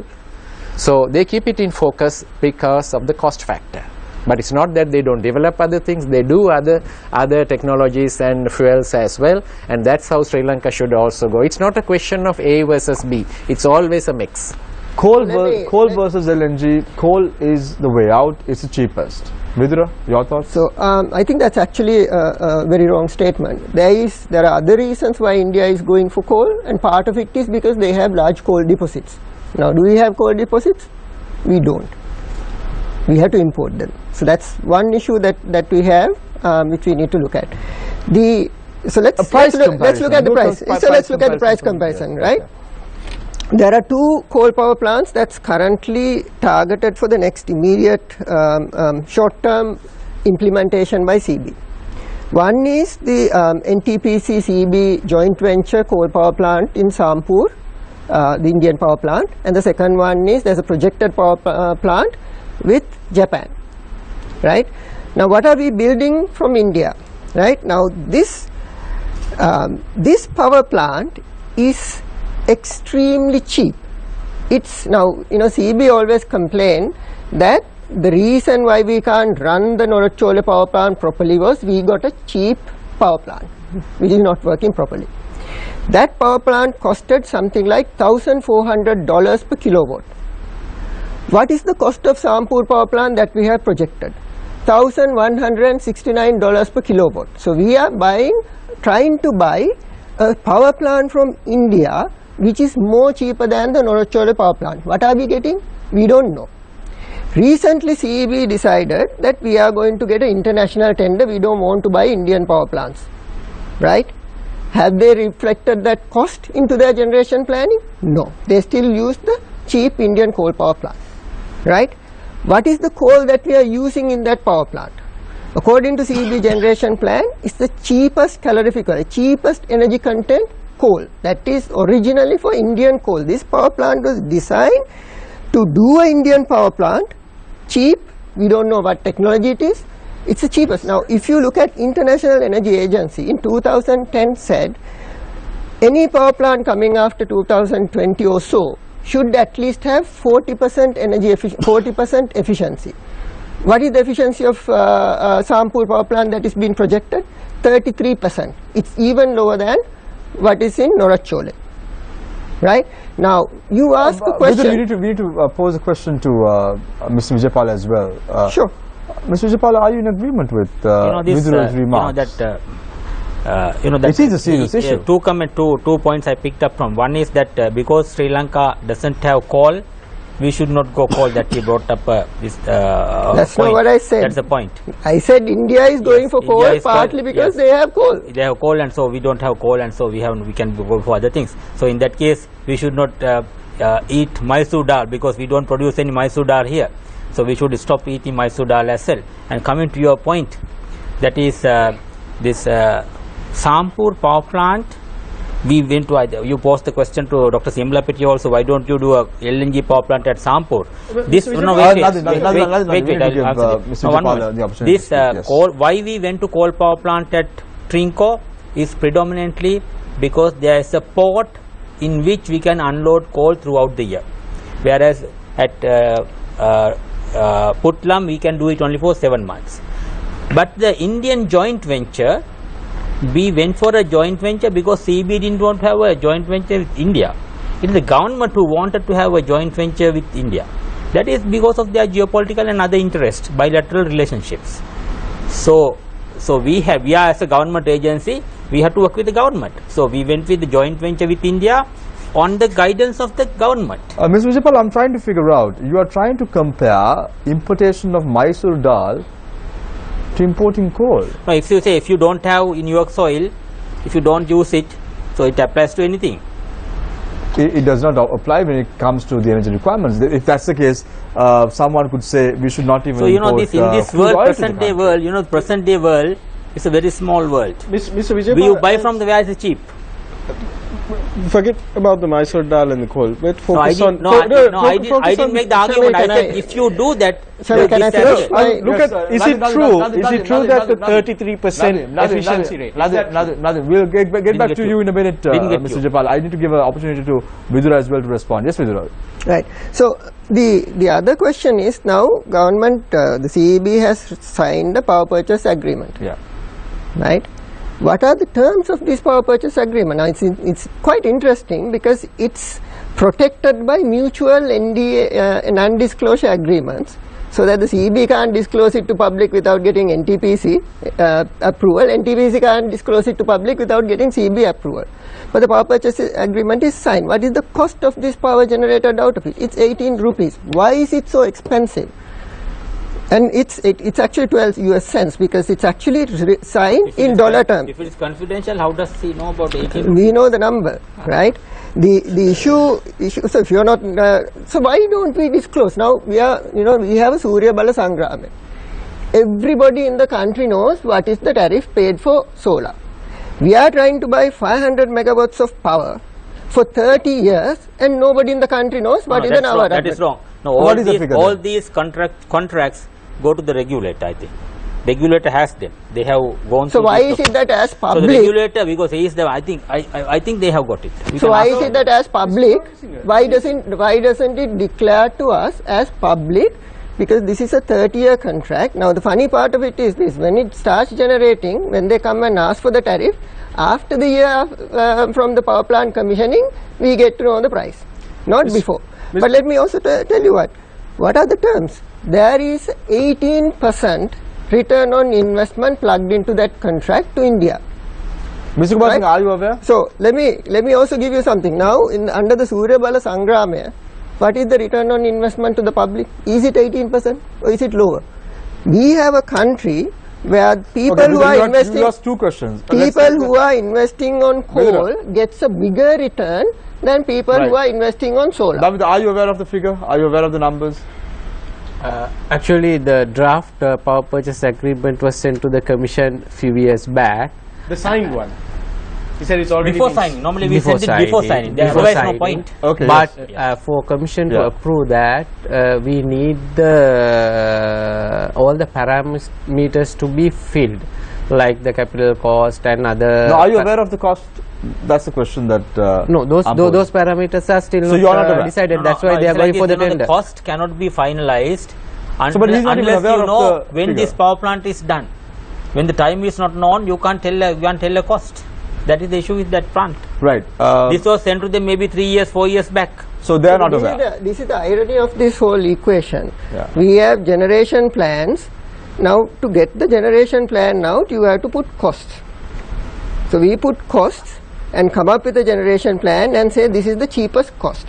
But right now we are saying we don't know what the cost Right. is Kirti, 18% or lower? What's the figure? Lower. It's lower than 80%? Yes. for solar. For solar. It's less than That, 18%. you have to be fair on that, because you know Yeah. this 18. I don't agree with this 18%, because that is too in context, in different Yeah. context. I don't agree with that. But this was decided in 2006 when the government signed the MOU with the Indian government, CEB with the NTPC in 2006, and they agreed to invest in Sri Lanka, and the return on investment to be 18%, and that was correct at that time. In the war situation, no funds coming, and the dollar was at a different rate, economic situation, world economic situation was different, maybe it was applicable by that time. But now it's quite different. Now, Unfortunately, what's the it is figure, in the what is MOU. the figure now, Mr. Vijaypal? Beg your pardon? What would be the percentage now? Now this, I think the return on investment may be 13-14%. Today's context is good enough. 30-40%. 13-14. 13, What he's 14%. saying is it's good enough, but that's not what the power purchase because the agreement economic says. conditions have changed, risks have changed. So you know these. What is your vary. take? What is your take? You are the chairman of the Sri Lanka Sustainable Energy Authority, Kirti. What is your take? What's the figure? I mean, in ROI, that case, yes. Yeah. So I mean, it should be definitely yes lower, sure. Okay. But you know that this solar power plants, that Surya Bala Sangramaya, the price we pay, CEB is going to pay is 22 rupees per unit for 7 years, and 15 rupees for the next 1550. next 13 years. Is it true? 1550 for the next 13 years. You know, they are not cheap prices. They are well above our average generation cost. But solar needs that. We give it. So what happens to that Vidura cost? made an interesting So, allegation. hold He on. said that the Sampur power plant is the efficiency is 33%, less than Norachule. Is that true? That exact value I can't tell you, because That's- I don't know really. So that's what Because But is it I don't know is that it, is how he, he is knows he, is it. he speaking the truth So when this he is says the that this is the the number efficiency in the is less long than Norachule? no Beg your pardon? Nadeem, this is the number that is in the long term generation expansion plan. Maybe, I don't know. Because that's the CEB's this plan. plant efficiencies depend upon the equipment you buy. So can I say something When the about capital cost goes up, very quickly in tariffs. The issue with the Sampur coal power plant, it's contracted in dollar. Right. So every time the rupee depreciates, this 18 rupees current price keeps going up, Right. right? Whereas the what we pay for solar actually stays the same. So in 7 years time, when this 1550 comes, Sampur coal power is much more expensive than what we pay for solar. Thank you very much, Vidura.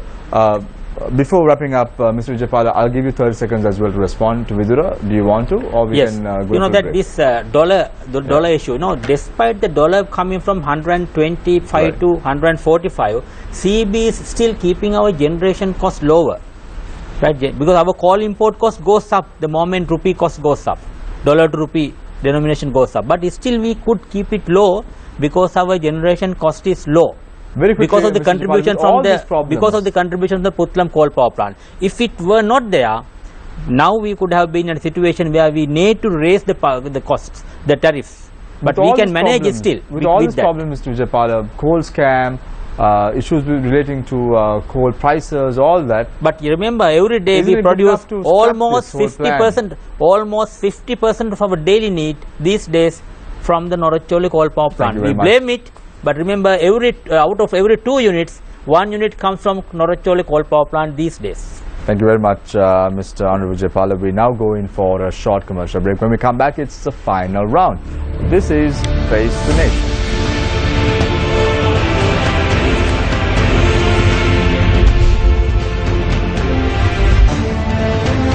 Welcome back. This is Face the Nation. Let's start off the final round with Engineer Kirti Wickramaratne, Chairman of the Sri Lanka Sustainable Energy Authority. Kirti, what is the way forward for a country like Sri Lanka?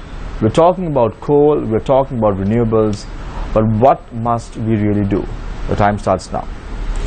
Yes, for a country like Sri Lanka, where we have a lot of solar energy potentials and wind, so we have to make use of it, and the systems what we have right now with the CEB, we have to modify these things. Nowadays you have very good softwares in the world where you can act to the weather patterns and so on, so that you can accommodate more energy, renewable energies to the system. And also we think a system like batteries should add on to the system, so that it's only a matter of anywhere in the world the energy cost is 30 to 40% more because of we don't have enough proper energy storage systems like batteries.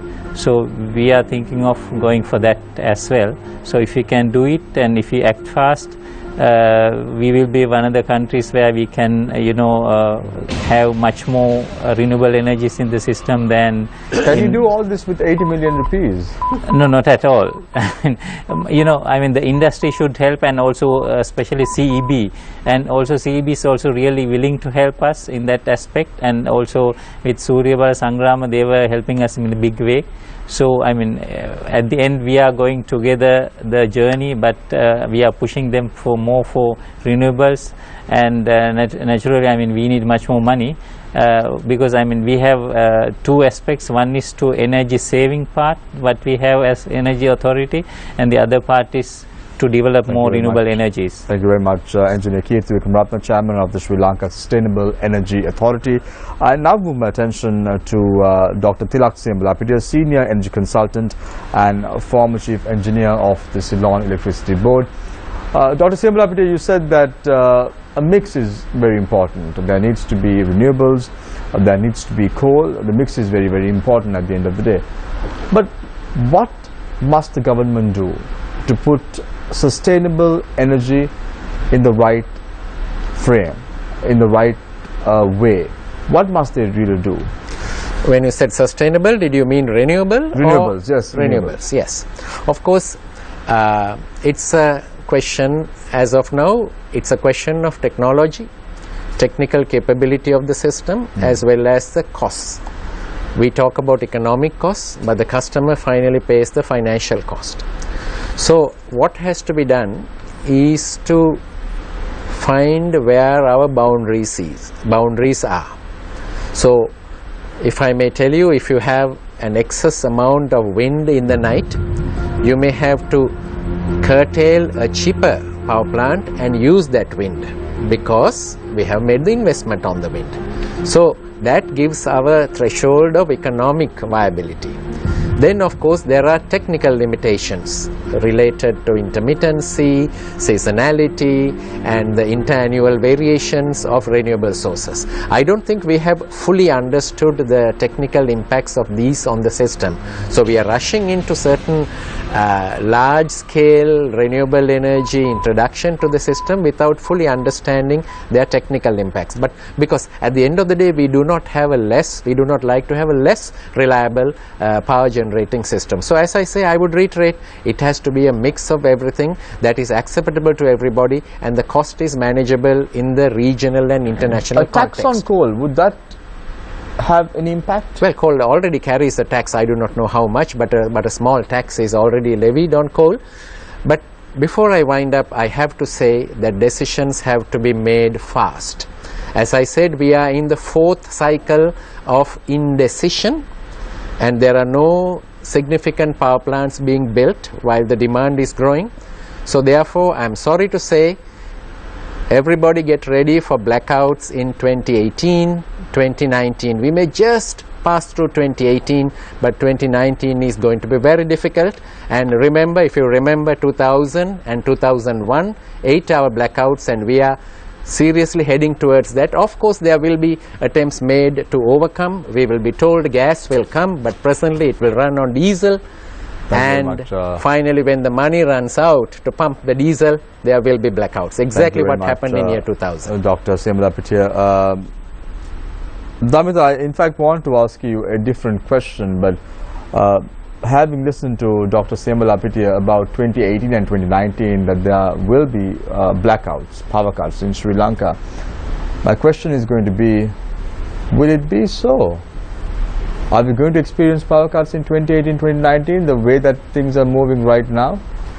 Actually, according to our calculations also, there may be energy in the event of a low hydro scenario. There could be a energy shortage in 2018-2019, but now the latest CB's generation plan has taken that into consideration and have two LNG plants. One is to be commissioned around 2019. And one other plant which would be commissioned within 2 years, that's of course a diesel convertible into an LNG plant. So those plants plus the renewables, we can sail through this period. But what Dr. Syamala Pitya says is that if we cannot implement these plants, what has happened earlier, like what has happened earlier, then we may face some issues. But I think now CB is geared up to have these two plants plus more renewables. Then we can sail through this 2018, 2019, 2020 issues. Putting aside coal, renewables, and how we are going to produce electricity, will the electricity prices go up in the next few months? There's no indication of that. We have the CB has submitted a revenue requirement for the next 6 months. According to that, there's about 4% difference in the requirement and the projected revenue. But we are now in discussion with CB to look at the possibility of bridging that gap with some efficiency improvements and various other solutions. Thank you very much, Damita Kumar Singh, Director General of the Public Utilities Commission of Sri Lanka. Thank you. We now move our attention to Mr. Vidura Alapanava, Energy Specialist. Vidura, at the end of the day, what concerns the general public is very simple. We need energy. We don't need blackouts. What Dr. Syamala Pitya said puts every one of us into a worrying mode. Will there be blackouts? If that is the case, might as well have a coal power plant and not think about the environment at all. How do we really move forward on this premise? Well, the first thing is coal power plant takes quite a long time to build. So even if your concern is about 18-19 blackout, even if Sampur project goes ahead now, I think according to CB's projection, it will be 2021 or 2022 that the power plant will come onto the grid. So therefore, this coal power plant is not going to solve the problem that we are currently having. Technically, building a natural gas power plant is actually faster and also cheaper. So I think there are options available, especially with a lot of renewables and demand management. For example, with a lot of solar, you can take the daytime load. And for the nighttime load, we can follow, for example, Indian example of introducing LED lights to household, because about 40% of our nighttime demand is actually coming on lighting. So there's something that you can do to reduce that thing. Shamir, I just want to add one more piece because Mr. Anurag Jayapala said that always talked about the how cheap Norachole coal power plant generation cost is. In a typical coal power plant, 40% of the generation cost is actually coming from the capital requirement, the investment cost. Now the reason why we keep saying Norachole is cheap is that the loan that the government has taken actually sits in the treasury. CB does not pay it. So for example, if the government put a solar or a wind power plant and kept the money in their treasury and gave the CB the plant like they did to Norachole, we can say, we have a power plant, it's free electricity. So I think we need to be very, very clear when we say cheap, because consumers may not pay directly on the electricity bill, but you and me all of us are also paying back this loan. Thank you very much, Vidura, for your thoughts on the final round. I now move my attention to Mr. Andhra Vijayapala, Chairman of the Ceylon Electricity Board. Firstly, before moving on to your statement, Mr. Vijayapala, very thankful for you to appear, as Faraz correctly pointed out, brave enough to appear again. And when there are ministers and authorities who are backing out of the coal scam, nice to have you on board once again to elaborate on the issues that really need the public attention. Having said that, Mr. Vijayapala, the government has a lot of plans. It's looking at a port city, a financial city project which will come up in a few years. We are talking about the future of Sri Lanka. Do we have the right energy mix in the country? And who is going to provide electricity for the financial city that's coming up? You know that there's going to be a big demand as per the government plans. So what we say is, let us run the race. Don't bind our legs and hands and then ask us to run. So when the government goes ahead with the development plans, let the CB also run with full speed and meet those demands and do their job. But unfortunately, now at the moment, CB has so many boundaries, so many constraints to work within. But still we are doing it. But unfortunately, as Damita said, as Dr. Simalapetia said, that we have a big issue in meeting this anticipated deficit in 2018. But hopefully we will get a 300 megawatt plant by that time in Colombo and bridge it. But you know that although many people cry about the environmental share of environmental responsibilities of this country, when the world's electricity generation in 2015 was only 23.7% from renewables. In 2015, Sri Lanka's renewable contribution in electricity generation was 49%. We are almost double the world average. World was producing electricity from renewables only 23.7%, balance from fossil fuels. Sri Lanka produced 49% of 2015 electricity from renewables. So Sri Lanka is producing plenty of clean electricity, so I think we can be proud about that. Thank you very much, Mr. Andhra Vijayapala, for your thoughts as well. Thank you very much, Dr. Tilak Simalapetia, for joining us this evening. Vidura Ralapanava, Energy Specialist, for joining us. Mr. Andhra Vijayapala, thank you very much for joining us this evening. And also Damita Kumar Singh, Director General of the Public Utilities Commission, as well as Engineer Kirti Vikramratna, for joining us this evening on the show. Thank you very much, Nadine, for joining us. Thank you very much, Zulfiq, for joining us this evening. And Faraz, I hear you're off to London for 2 weeks. May I know why? My daughter's going to university. Oh, it's not to meet David Cameron, who... I'm the driver. You're the driver. You're not going to meet David Cameron, who resigned from his parliamentary seat this evening, are you? No, that's politics. No, that's politics. So you don't have the file of David Cameron? He's absolutely clean. Cleaner than the renewable energy we have in this country. Thank you very much, Faraz. You would be missed in the next few weeks. I'm looking forward to seeing you very soon. 25th of this month, you'll be back with Newsline? On Newsline on the 4th of October. On the 4th Join me. of October. We have an interesting guest. Thank you very much, Faraz. You would be missed for sure. And I leave you tonight with a quote from President Barack Obama, his address to the joint session of Congress on the 24th of February 2009. To truly transform our economy, protect our security and save our planet from the ravages of climate change, we need to ultimately make clean, renewable energy the profitable kind of energy. Some food for thought. Take care and good night. This is Face the Nation.